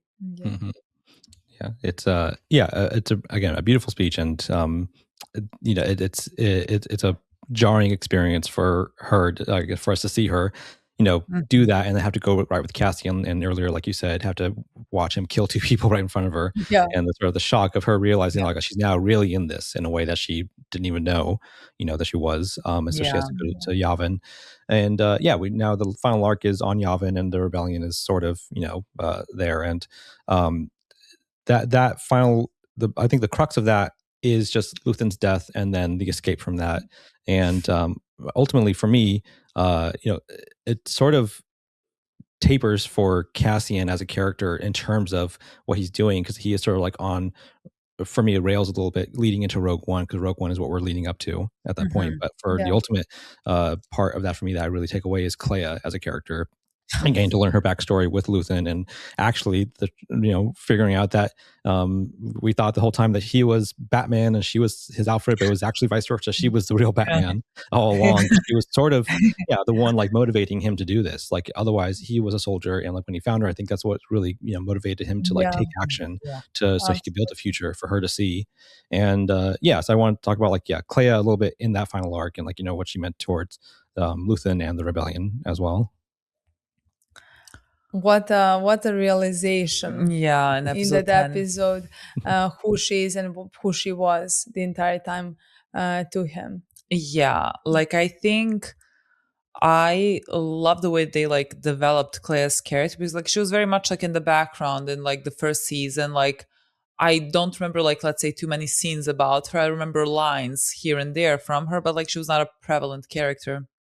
And so like I think they like made the most perfect episode in episode 10, like both for Luthen and for Kleya, and sort of like explaining who she is and giving her, let's say, much more importance than like you originally thought that she had, you know, because like at a certain point you realize like she is somewhat the reason why Luthen now is the way that he is. Like she is the reason why Luthen is fighting this fight, and like she is right there with him. Like I think that episode was such a let's say such a, I think, beautiful in a way change of pace, because everything is happening and everything is so fast, and like you need, like you're trying to keep up with the monstrosities of the Empire. And like this episode, like it opens up with Luthen basically dying after Dedra comes and confronts him, and that's like what an incredible scene it was between the two of them. Like those two characters in the scene together also like just like boggled my mind that I'm seeing this now.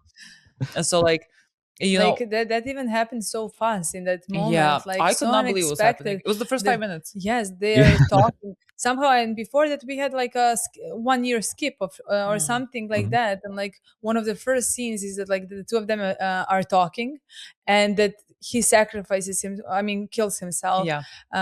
so that like they wouldn't get any information from him, and he destroys all the evidence as much as he could have destroyed. Yeah.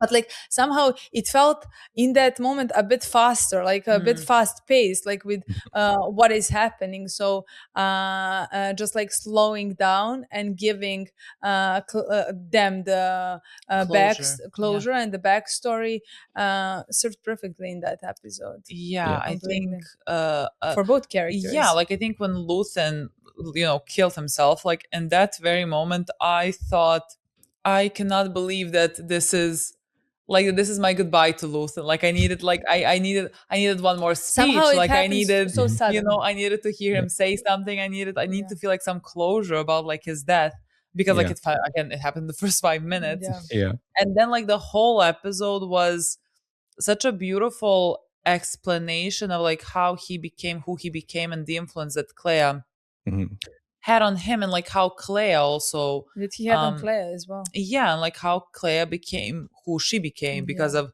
what has happened to her family, and like the things that that she has seen, and like it cemented their bond, that like you always knew that they had a bond, but like you didn't exactly know how deep it goes. You realize in the moment where Luthen is telling her that he's gonna be the one to take care of the evidence, because like he is here, he's gonna protect her. Like you understand that like this is possibly the only person in this world that he loves, cares for, and that also loves him, however much he says it like he does not have. He is giving up love and affection and everything. Lies, all lies. I don't know, I think they did the like most perfect storyline there for the two of them, to have Kleya then like the whole episode, like she is walking to get to him to kill him. Like an ultimate act of love. Like she is doing this to, like, again, for the rebellion in the terms of like, but like that's him, not to get information. He's rebellion at the end of the day. That's all that he has constantly been trying to do. So like if he doesn't die, like all the whole rebellion falls down with him. In that moment. So she is sacrificing him, but like saving his plan at the same time. And like she is doing it as a like final act of love to like kill him, to give him this peace. Like I think such a good episode. Because like when she kills him, like when she removes the like oxygen or whatever, and like you see him like take a last breath or exhale a last breath, and like it's just there's like peace in his face, and like that is the most that I can ask for with a character like Luthen. Because I mean, she kisses him at the same time. He like, to me, he deserves he deserves a good rest. He has done horrible things, but like he has done, I think that's where so much. I think that's where the show makes a difference between him and any other let's say antagonist that has done so many horrible things, the same as him, but like here he dies next to a person who loves him, who kisses him on the forehead and lets him take that last breath. And then like the show honors him by like just the last shot is just him, and then like it fades to black. Like the weight of him is like it cannot be understated how important he was. So like I think the show did that perfectly. And like also with Kleya and her reaction to this afterwards, like how much she couldn't move after this happened, because like she has lost, I mean, basically a parent. Like he has raised her for years and years, and like she kind of doesn't know what to do without him here, but like he has given her a future. Like he might not live to see like the sunrise, but like she ends up with a sunrise, and she sees the people that are working towards the goal that like Luthen also wanted, and like none of them would be here without him. And so like it, to me, it gave this perfect closure to like both of their characters. Because it felt like throughout the entire show that they at the end you find out how much they motivated each other to move. And so for her, it felt like even going there, she would be betraying him at the same time, because those people hated him. Yeah, nobody likes him. Nobody's gonna say nice things about him. Nobody's gonna respect what he did, and she knows what he sacrificed. Yeah, at the end of the day, and how much he fought. It's I mean, the name of the episode is "Make It Stop," which is the first thing that she ever hears him say when he comes in, and she's in the hiding underneath his cabin, and he just repeating "Make it stop," and eventually that's what she's able to give him by the end, is to help him rest in peace, like you said. And yeah, it's a really great way to send it off. I remember when in your reaction, you ended the episode and you were like, "This is probably going to be our shortest conversation we've had," and you continue to talk for like another hour. I think we always say that. Because I know you want to get into the last one, and then you split up the last two. Just you thought it was going to be really heavy. But again, like I said, it's one of those things where like those episodes do bleed into each other, because I think we're teeing it up specifically for Rogue One to be sort of the big climax to everything in that final arc. We see Cassian going off to that mission to Kafrene to start the movie. And to get into Rogue One, to just sort of finish everything up, I know, Lola, you had said that you watched Rogue One at some point in the past, so you had like this like, general knowledge of sort of what transpires in it. I didn't watch it. I have seen like the most ridiculous way to like for me to get spoiled. I have seen like I don't know, like edits, that people make. The fan edits, fandom edits. And I was watching one that's like multiple, like it was called like multi-couples. So like couples from other fandoms, in one video. And like when Rogue One came out, like people were putting the two of them in those videos that I watched. Right. And so like I saw their faces and the only thing that I like remember, because like it seemed like it was significant, was like them hugging at the beach. And I don't know what I was thinking, but like I did have like the notion of like, oh, I think they're about to die. And so like that's what I knew about Rogue One, and that's like what I knew about like going into Andor. Like, and I said in the intro, like I think I know, like I was talking to people watching us, like to let them know that I think I know how it ends. And like I remember you being like, oh, so like the main character dies, and I'm like, no, what are you talking about? And then she forgot about it. Like she forgot about it completely. I forgot that you knew something. I know that like you knew about the ship, but I forgot that like you knew anything from the show. And like at a certain point I noticed that she forgot that I said this, and so like I didn't want to mention it again, because like then she was gonna figure things out, and so like I just kept quiet. And like whenever she would like, I think I would usually like talk about where I think the character ends up, like where I think Cass ends up. I could not say anything because I'm like, I think he ends up dead and in the beach. And so like I just always I tried not to talk about this subject because like she didn't know. And so like going into this, I only knew that people shipped the two of them and that they presumably died on a beach, because like that's the feeling that I got like from those videos, like something happens on the beach and this is like their last moment, but like I didn't know what exactly happened. I think that's evident in the reaction itself. I think you start crying earlier on because you see them heading towards the beach, so I think you had it in your mind of what you were about to see.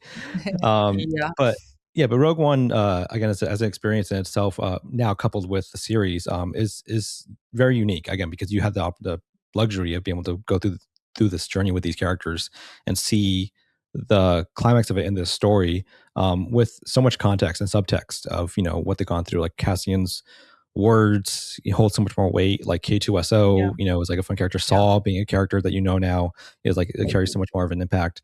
And for a long time, I described Better Call Saul as like the best prequel thing like ever, and so I definitely put Andor up there now, like alongside that. Absolutely. It's just like something that recontextualizes, the original text that it came from in such a great way. Again, there's so much to go through in Rogue One, but we'd be here for another hour if we went through every detail. But I want to ask you, just generally, what were your thoughts on how that wrapped up Cassian's, journey as a character? I mean, again, I think it's different for me because I knew it was coming. Like, I knew it was coming, and like I knew that we're gonna see his ending in the movie, and like I had this notion of like I knew that the main character or Mole, like he was also main character, but like I thought like Jin was the more of a main character, and so like I came into this, let's say, more prepared about this being much less than what Andor was, because like there is I talk about this often. I always prefer shows just because I prefer longer formats of things, and like I like my characters to be developed over time, and like you can only do so much in 2 hours. Yeah. And so I watching the movie, I'm just like thinking, if you watch this first, you have no idea what he is. You don't know the weight of his words. Yeah. When he tells her, you don't know what I've been through. She doesn't know. No one in the audience knows. I mean, it is a good speech in that moment, but like you wouldn't know, and it wouldn't hit as much as it hit us who have seen the whole of his arc. But yeah, I think for me it was a bit different in that moment watching a movie. I even though I did kind of expect it, I think we talked about it while watching Andor, how he's probably gonna die in the movie, but somehow playing the movie, I felt the difference between the movie and Andor. And I fell in love with Cass in a show. And I was ready to be okay with him dying. Somehow that story made perfect sense for him to die at the end in Andor. But like Rogue One felt a bit different than Andor in that moment. So in my mind, I remember while watching the movie, I think I even pointed it out a few times. He cannot die in the movie. This is not as important as Andor is to me. For him to die, because like he was much more of an important character in the show, and like he was such a developed character, and so like he dies in a movie where he is, let's say you spend less time with him in the movies, and like this is where he dies, and like she kept saying this, and I was like, I just like, I don't know what to say here. Like he's like, oh, he's not gonna die. I'm like, yes, I was like, okay, I don't think he can die, right? This is a movie. And I'm just quiet. I have no idea what to tell her. So like, I think it's a very different experience watching. I think Rogue One is a very good movie, but I think it's better to watch it before Andor. I think so as well. I think it's better to watch it before Andor to like, let's say, get an outline of where things end, and then like get explore the them backstory of like everything that has happened to the person that you have watched in this movie. I think that almost seems like the more let's say, I don't know what the right word is, like fulfilling way to I think so as well. Watch it. Like I can just also imagine like watching Andor and that last episode, and like how Bix ends up in front of the sun, like how much that would mean, while knowing what happened that he has died. Cass and how he has died at that point. I think it would hit, that moment would even hit harder. Maybe. I think you're right. Yeah, because I think having the knowledge of Rogue One and seeing Bix in that final moment is the idea that like he's out there. It's happening right now. That she's there at peace, but he's out there fighting the fight right now, and getting the plans, possibly dying in that moment. Like we're not exactly sure, but that it's all transpiring. And like Rogue One, when it came out, I liked it. I didn't love it, and I think it's because of some of the things that you had said. Like it's some elements of it is a lot of tell don't show. It's this idea of like saying like I've been in this fight, I've been in this, and so being able to watch it again now, going back and watching Andor and seeing it, like it does hit really really differently. But I really did like the sort of overall experience with it. But the funniest thing with you is small elements that carried over from the Star Wars canon, like Darth Vader showing up, I think is like one of those things, and Leia showing up is like one of those things you're like, oh, I guess this is connected to something else. So it does leave it a little like a few loose ends in a certain weird way for you. I guess my general question for you is like, do you plan to watch any more Star Wars, even on channel or off channel? Like, just is that something interesting now that you have a foothold in the universe? I think we like we talked about, we just like need to rewatch at least episode 4. Like and now I need to know like what we were fighting for. Like I need to see like this concluded, even though like even though it doesn't, but it doesn't matter, because like we constantly been saying how we like episode 4 there, we like our characters have been fighting towards that, but like none of them were the one who is executing that plan, and somehow that doesn't feel justified or whatever. But at the end that is the problem that I have with the idea of watching it, because like I know, there's Han Solo, Leia, and Luke, and like Luke is gonna, I don't know, but he's gonna do something, I guess, because like he is something. Like that's gonna be all good and well, but like I'm like, I just the amount of people that have made this happen, and like the amount of like horror that they have gone through. But like, I somehow think that like Rogue One connected those two very well. Yes. With Cass giving that to Leia. For you to be okay, understand that like none of this would have happened without them. Yes. Absolutely none of this would have happened without them. They would not get this, the plans of the Death Star. They would not get this. They would not be able to destroy, I guess, Death Star, even though I don't think we have watched that. I mean, I wouldn't know. We don't remember. I love that before, like, 5. There is an after credit scene at the end of season 1, and we watch it and we just like, I'm not sure what I'm seeing. Everyone's like, oh my God, it's a Death Star. I don't know what this is. To me, it looked like the moon. Like I had no idea what I was looking at, But yeah, I think we're very interesting in watching definitely episode 4. Maybe even episode 5. I don't. Like I don't know if it's just like to conclude to see how this. How they because I'm gonna assume that they destroyed in episode 6. I think that depends on how much we like episode 4. Yes. I think depending on how much we like episode 4, potentially we could watch up to episode 6. Yeah, but I still think like it's a very different. It's very different from Andor. Definitely. Like it's let's say less up our alley than Andor is. Yeah, I think we're gonna watch it with different eyes. Yeah, that's for sure. I think it's necessary. Yeah.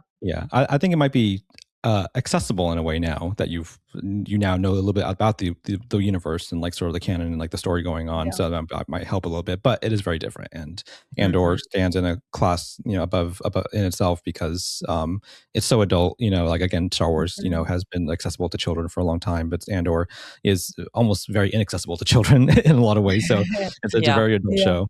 But yeah, I would be interested to see if you continue that journey. And I won't confirm or deny anything of what happens. We're interested if we continue as well. We know as much as you do. This might be a non-answer, but like, do you have any questions about what you saw in Andor or Rogue One about Star Wars that you think Star Wars the universe? That you think you would like to know that I could possibly answer without spoiling anything? I think I'm mostly curious about, like you mentioned, like there's a Saw is in other stories, like his background, like where is he? How is it even possible? Like what is the without getting into like a huge explanation of it, basically before the Empire there was a Republic, that from the show, from Andor. He was a rebel fighter in the Republic, on his home planet. So that you see that in the animated series The Clone Wars, so you see him really young in that, and then in the subsequent shows that take place between then and Andor, you see him in different iterations at his life, again, starting to fight the Empire and starting to become older and become a rebel fighter against that and so on. It's kind of one of those things of like, within, colonialism and stuff like that, where like America, they employ people to go fight in other territories as rebel fighters, and then they eventually become rebel fighters against the people that employed them, and so on. So it's a very similar sort of anecdote like that. That's very interesting. I didn't know that. Other things, I don't think I know enough about Star Wars to even ask. Like, I don't think I know much. But that would be very interesting. I think Soy is such an interesting character that like I grew even more to appreciate at Rogue One. He's a really fascinating character, again, because of the spectrum that he represents of rebellion and like fighting a fascist regime. But I mean that sort of wraps up everything just with the show itself. Again, a beautiful journey just to go through personally, but also with your reactions. It was really great to hear your dissections of everything episode to episode. There's so much more we can talk about, but it's such a dense show, and it will truly stand the test of time. As fortunately as things continue as they are until we have a utopia, this will always be a relevant show, and that's why I think it's always something to go back to, and just to when you're feeling down politically, just go listen to an Andor speech, and it can lift you up a little bit.